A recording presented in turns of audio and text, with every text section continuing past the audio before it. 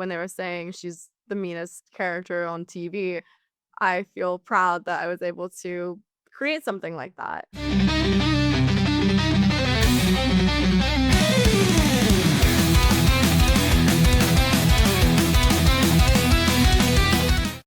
Sydney, Michael, thanks so much for taking the time to chat. The movie is bananas in the best way possible. So, huge congrats. Super excited for more folks to see it.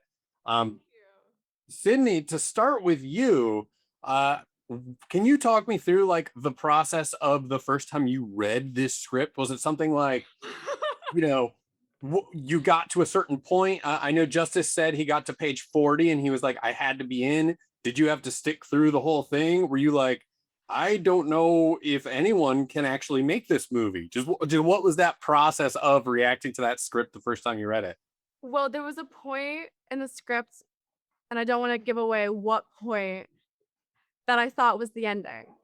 And then all of a sudden, I look and there's like 20 pages more. And I go, wait, what could happen next? And after that, I called Mike right away and I begged. I was like, please let me be Pippa. Like, this is amazing. And I was completely blown away by every choice that was made. Well, and that kind of leads into Michael, for you as you're developing this project, were there points where you felt like, okay, this will probably be more marketable or appeal to larger mainstream audiences if I tone some things down, or I might not be able to get funding if I continue to go this, shocking and unexpected, or did you just commit the whole time? I did commit. I did because I think that there's, this lost genre of erotic thrillers that has somehow mysteriously disappeared since 2006. I think the last proper one was maybe Unfaithful, which was which was just as visceral as ours and nominated for Oscars and made a ton of money. So it was a total mystery to me why they ceased to exist. And so um yeah, no good art comes from a place of fear. And I think me and Sydney and the whole cast were fearless. Mhm. Well, and that does bring up another thing that I was kind of curious about is that you have, directors like Paul Verhoeven who can just continue to mine that, kind of erotic thriller vein a little bit. But you're right, it's not a totally popular thing. I guess kind of for both of you, like what do you think it is that Hollywood is so afraid of about embracing something that is, compelling and riveting and engaging for folks? It's a tricky question. I mean, uh I think I want to make sure I give you a great answer here. Um I think what it is I think some of these movies haven't stood the test of time.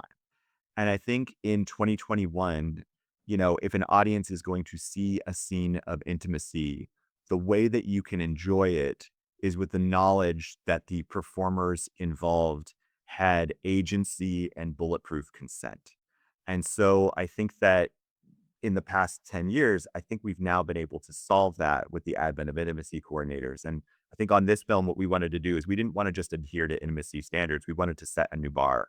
And so I don't know if that explains why they don't exist anymore. I don't actually know the answer to that question, but I do know that we are actively trying to bring it back for a modern audience. Mm.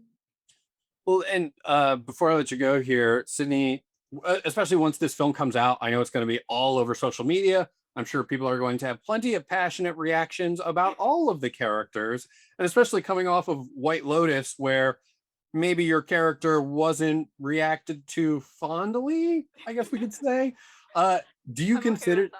yeah, like, do you kind of consider that as like a great mission accomplished if I can make a compelling and maybe unlikable character, or does it ever get to you of like, I think you should see things from my character's perspective, and she's not a villain?